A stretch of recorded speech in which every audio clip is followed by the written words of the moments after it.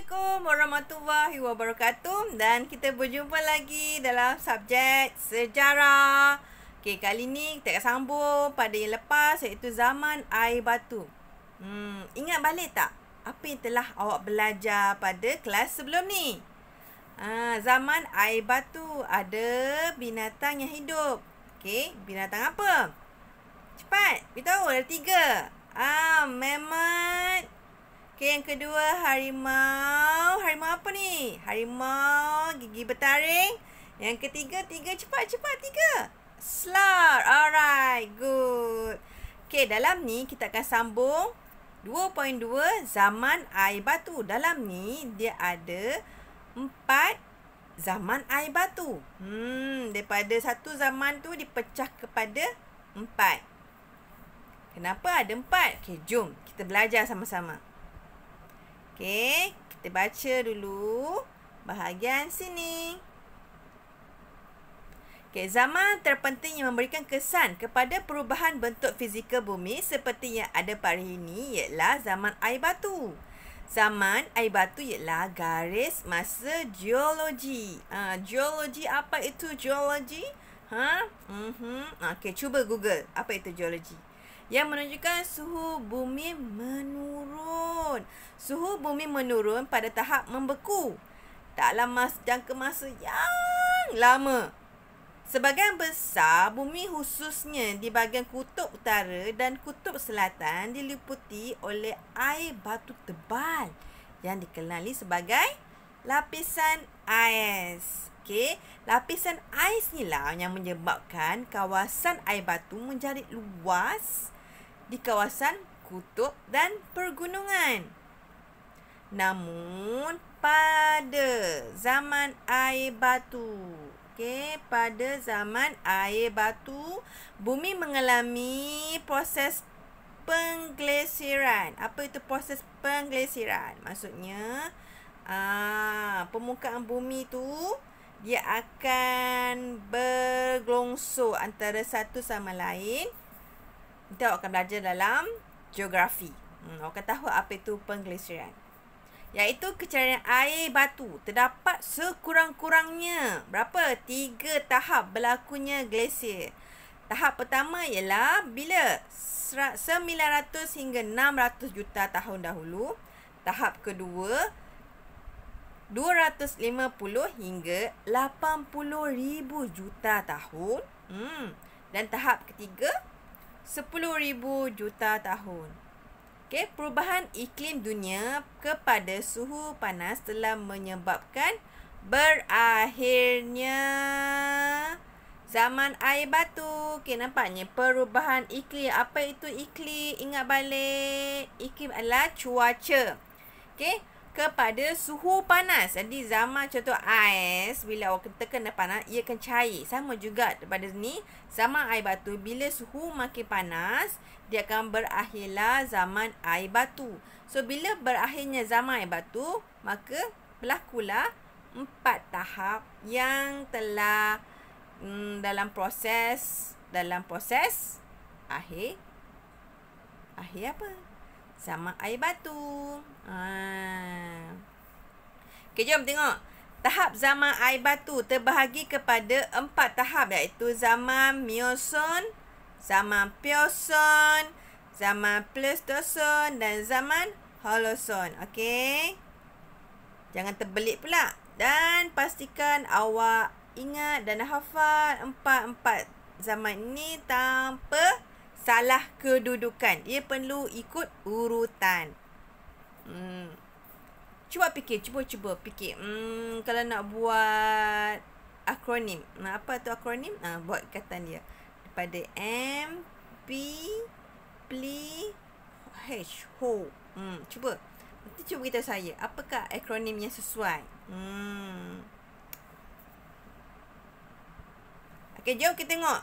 Yang pertama, zaman Meoson dipercayai berlaku pada 23 juta hingga 5 juta gunung ganang yang pada hari ini telah terbentuk secara fizikal dan mamalia telah wujud dan berkembang di bumi. Begitu juga dengan hidupan di laut dan di air Dan suhu dunia panas dan kering. Dan sangat panas dan kering. Sangat tak aman. Okey, yang kedua adalah zaman Pliocene. Dipercayai berlaku antara 5.3 juta hingga 2.6 juta tahun dahulu. Ahli sains menyatakan pada zaman inilah berlakunya penyujukan global zaman Pliocene yang lebih panas. Penyujukan dan pengeringan alam sekitar global menyumbang kepada penyebaran besar padang rumput dan savana pada masa itu. Padang rumput dan savana ni maksudnya macam dekat Afrika, maksudnya kering kontang, tak ada apa-apa tumbuhan. Jabatan Darat Panama antara Amerika Utara dan Amerika Selatan terbentuk dan mendorong penghijrahan tumbuhan dan haiwan ke habitat baru sebab cuaca ni terlalu panas ni kan. Jadi dia tak mampu nak rasa panas. So ada jambatan tu, dia lintas jambatan tu untuk cari kawasan yang lebih selesa. Daratan tertinggi terbentuk pada zaman ialah di Colorado, iaitu Amerika Syarikat yang dikenali sebagai Grand Canyon. Okey. Apa yang saya nak buat? Nampak tak yang sini, barcode dekat sini?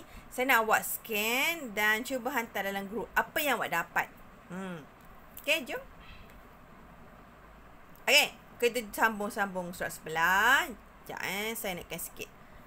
Okey, yang ketiga, zaman Pleistocene berlaku antara 2.5 juta hingga 10,000 tahun dahulu. Pada zaman ini, glasier utama berlaku sebanyak 11 kali. Bayangkan glasiran tu berlaku 11 kali. Manusia telah mengetahui cara membuat api. Kebanyakan binatang yang wujud pada ketika itu masih kekal hingga kini. Maksudnya, binatang yang wujud pada 10,000 tahun lalu tu sama haiwannya dengan sekarang. Okay, manusia dipercayai telah sampai ke Australia melalui jalan darat dari Asia Tenggara. Melalui 50,000 sekitar 50,000 tahun dahulu. Lama, sangat lama. Dan zaman yang terakhir iaitu zaman Holocene, iaitu zaman yang bermula sejak 10,000 tahun dulu hingga kini. Berlaku kemajuan dalam kehidupan manusia. Manusia telah mengetahui cara mendapatkan makanan melalui aktiviti pertanian. Roda tulisan kuniform dicipta kira-kira 5,500 tahun dahulu. Okey. Apa itu tulisan kuniform? Tulisan kuniform adalah macam simbol-simbol yang ditulis dekat dinding kat gua. Setelah itu, tambahan manusia terus berkembang dalam bidang keagamaan, pendidikan, pentadbiran dan undang-undang. Okey, sambung. Pengetahuan tentang perubahan dan sebab berlakunya zaman air batu membantu meningkatkan pemahaman kita tentang perkara yang berlaku kepada bumi dan hidupan pada masa dahulu. Jadi dengan hal inilah dapat memupukkan kita rasa sayang pada alam sekitar. So, kenapa kita kena jaga flora dan fauna?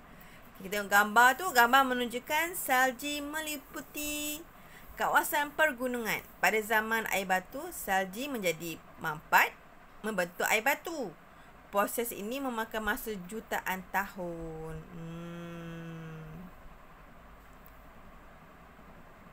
Okey. Zaman air batu yang berlaku semenjak jutaan tahun dahulu memberikan kesan besar terhadap bentuk fizikal muka bumi dan kehidupan yang ada. Kebolehan manusia, khususnya ahli-ahli sains, telah membantu kita mengetahui sejarah bumi dan kehidupannya pada masa lalu. Pengetahuan ini juga penting bagi memandu manusia menghadapi cabaran kehidupan pada masa depan. Jadi dalam apa yang belajar pada subtopik ni ada berapa? Ada 4 tahap. Okey, yang pertama apa? Apa tu? Apa? Miocene. Kedua? Lagi? Pliocene. Yang ketiga? Pleistocene. Yang keempat, Holocene. Memang awesome, bijak. Alright, okay, habis untuk satu topik hari ni. Dan next class kita akan belajar garis masa zaman air batu. Assalamualaikum warahmatullahi wabarakatuh. Bye.